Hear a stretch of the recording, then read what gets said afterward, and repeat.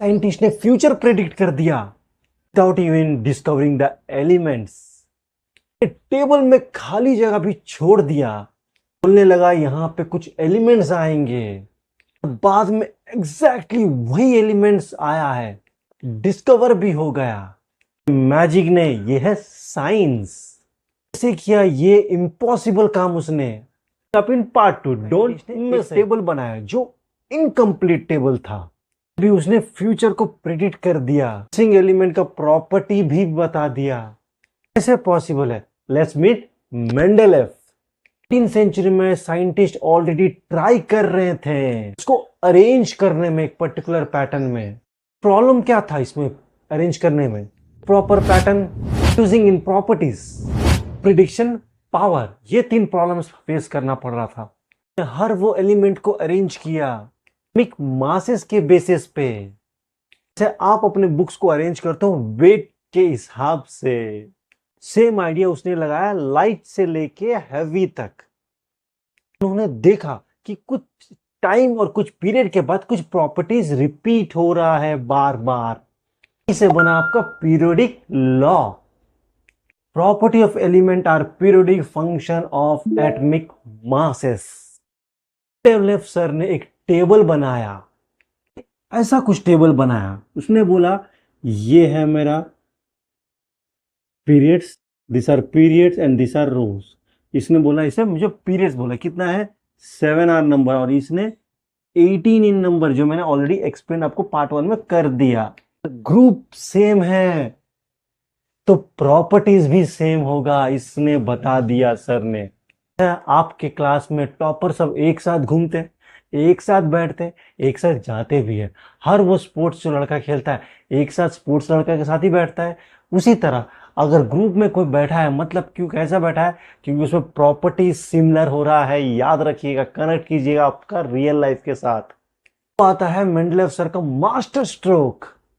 उन्होंने टेबल में कुछ जगह खाली छोड़ दिया था, मैंने बताया अभी। इस तरह कुछ कुछ एलिमेंट्स फिल किया है, मैंने बस एग्जांपल दिया। और ये स्पेस, इसमें कुछ नहीं है, इसमें यहाँ पे कुछ नहीं है, यहाँ पे कुछ नहीं, यहाँ पे कुछ नहीं, यहाँ पे। इस तरह मेंडलेव सर ने कुछ कुछ जगह एम्प्टी स्पेसेस छोड़ दिया ताकि फ्यूचर में वो एलिमेंट को प्रिडिक्ट कर सके। ये सब कुछ देख लोग बोलने लगे, लोग का काम ही तो है बोलना कि पीरियोडिक टेबल या फिर table which you have drawn is incomplete. Mendeleev sir ने बोला फ्यूचर में डिस्कवर होने के लिए नया एलिमेंट्स के लिए मैंने पहले से स्पेस रख दिया। उन्होंने एक सिलिकॉन को प्रेडिक्ट कर दिया, और जब फ्यूचर में जब डिस्कवरी कर रहे थे तो उसी टाइप का एक एलिमेंट डिस्कवर हो गया जिसका नाम था जर्मेनियम।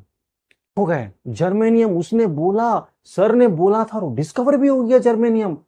एकदम शॉक हो गया सब जन। लेकिन परफेक्ट नहीं था, में भी कुछ कुछ प्रॉब्लम्स आ गया सर ने जो बोलने के बाद भी। क्या है वो प्रॉब्लम्स, क्यों आया प्रॉब्लम्स, किस तरह उसे सॉर्ट आउट किया है? हाइड्रोजन का पोजीशन क्लियर नहीं था, कहां पे रखना है उसे। एलिमेंट्स का ऑर्डर गलती हो गया, आगे पीछे हो गया।